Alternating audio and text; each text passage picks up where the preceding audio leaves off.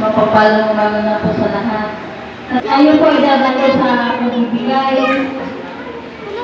na kung saan ang Panginoon lang po ang Like, share, subscribe. Hindi po tayo dapat na magmalaki na kung ano po ang mga lakas natin. Hindi po. Yan ang Diyos lang po ang magbibigay sa atin ng kalakasan, maging sa mga pagpapala. Di ba po, na siya lang po ang magbibigay nito sa atin. Kaya yun, nadako po tayo sa Kronika, unang Kronika, chapter 29, verse 14. 14, sabi na po dito, ngunit sino ako at ang bayan nito, buong puso kaming nagkakaloob sapagkat ang lahat ng ito ay galing sa inyo at ipinabalik lamang namin. O di ba po, sa ating mga buhay, ano man po ang mga dumarating sa atin, mga pagpapala, mga blessing, lahat ng mga mananatagumpayan po natin sa ating mga buhay, kami sa ating mga negosyo, kung meron naman din po tayo. Talagang ang Panginoon talagang dapat natin unahin. Dahil sa Kanya po yung galing. Sa Kanya siya po ang nagbigay sa atin ng katagumpayan, kalakasan, mga pagpapala. Kaya ano man po ang Kanya, patuloy din po natin babalik sa Kanya. Di ba po? Kasi sa Kanya po ito ang galing. Ang mga pagpapala natin, mga blessing na ito. Kaya huwag po natin kalimutan sa ating mga buhay ang Panginoon na dapat po natin unahin lamang siya. Di ba po sa ating mga negosyo kung paano po tayo pinagtatagumpay, yun po ay galing po sa Kanya yun. Siya po ang kumagawa para sa atin, para tayo magtagumpay at pagpapalain. Di ba po? Kaya yun, dahil sa Kanyang kalooban, at kapangyarihan sa ating mga buhay, huwag po natin kalimutan ng ating Panginoon. Na yun po ang dapat natin unahin sa ating mga buhay. Ang ating pagkakalog sa Kanya, iisipin po natin na ito ay galing sa Kanya.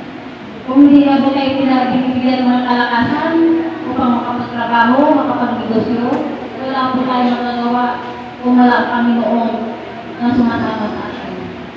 Kaya yun, salamat po sa ating Panginoon. Ngayon po ay palagi po nating isipin ay talagang siya po ang gumagawa ng mga ito para tayo ay magtagumpay at patuloy tayong pagpapalain at sa Kanya na siya lamang po ang ating unang hindi ba po. Kaya yun, salamat sa ating lahat na ito po ay patuloy po natin unawain ang kanyang salita na huwag po natin sa kalimutan sa ating mga buhay. Sa ating mga buhay, magkaroon na din tayo ng kasaganaan. Huwag po natin kalimutan ating Panginoon at sa Kanya lamang po kaya ay magkaroon ng kasasalamat. Ngayon po, nalako po tayo sa ating mga pastora na kung saan sa man din po ay dapat man din po natin ang tugan. Na iba po, hindi na po ito talagang nasagad po sa ating paninig, ngunit sa mga revelation ay talagang bago po ito sa ating paninig. Sabi nito dito sa Efeso, chapter 4, verse 11, hindi na po ito bago. Ang luha po ito, diba po yun. Sabi na po dito, at binigyan niya ang ilan ng kaloob upang maging mga apostol, ang iba na may mga propeta, ang iba ay mga evangelista, at ang iba ay mga pastor at guro. Well, ginawa niya ito upang ihanda sa paglingkod ang lahat ng mga hinirang upang maging tatag ang katawan ng Kristo. Yun po talagang ating mga pastor at talagang siya po yun, isa na po na bilang ginawa ng katawan, maging tayong lahat, di ba po? Tayong lahat. At hindi lang po tayo din nakaupo, kung lahat po tayo ay bibigyan din ng ating Panginoon ng kampanin. Di ba po? Kasama ng ating mga pastor.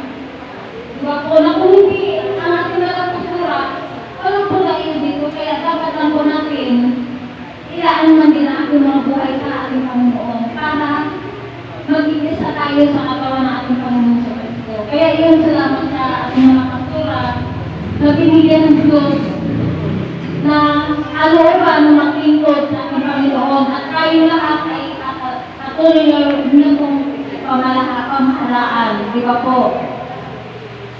Na sa kanyang buhay, binigyan mo siya ng kapal at talino sa kanyang mga salita upang isayag po sa lahat ng mga kaluluwa. Isa na po tayo doon na dapat po tayo ay magsumikap man din na magamit po ang ating mga buhay sa paglingkod sa ating Panginoon para ay katitibay ng katawan ng ating Panginoon. So, di ba po? Kaya yun, maraming salamat po sa pagkawa ng ating mga kasura na pinagkakalaan po tayo lahat.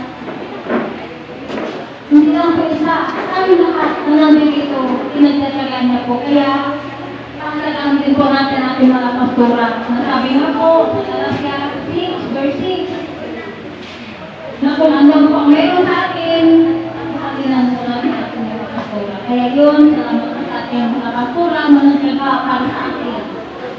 At tayo man din maging kaga, magpindot sa Panginoon, para sa ikalitibay ng katawan ng ating Panginoon. Kaya yun, maraming salamat sa ating mga buhay na talagang huwag po natin hayaan na ating mga buhay hindi po marami ng Panginoon. At course, lahat tayo ay marami ng Panginoon na hindi lang po tayo nakakudyan. Di ba po? Kaya yun, salamat po sa ating Panginoon na salamat po na ating Panginoon. Kaya yun, Lugay, patuloy po tayo magbigay, mayroon po tayo sa isang mag-trip, mag-in, sa misyon, sa Lasalo. Yun po sa misyon, baka man siyempre po, ang hindi nakakasama sa tayo, kasama na rin po kayo sa kakayuda nila. Yun yan ay nagamit sa pag-misyon. Kaya yun, patuloy po tayo magbigay.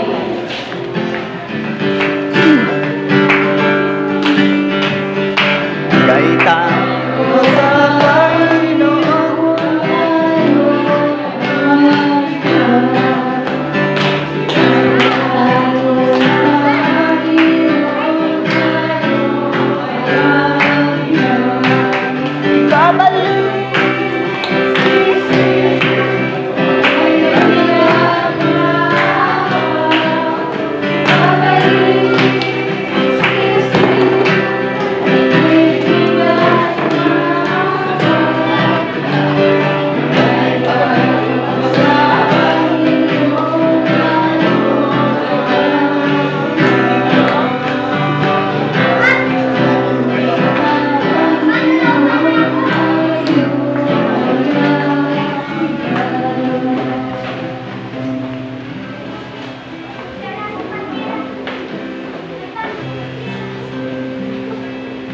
sa okay na po lahat. Ito, patuloy po natin sa ating mga kamay-lord, mga nanalo.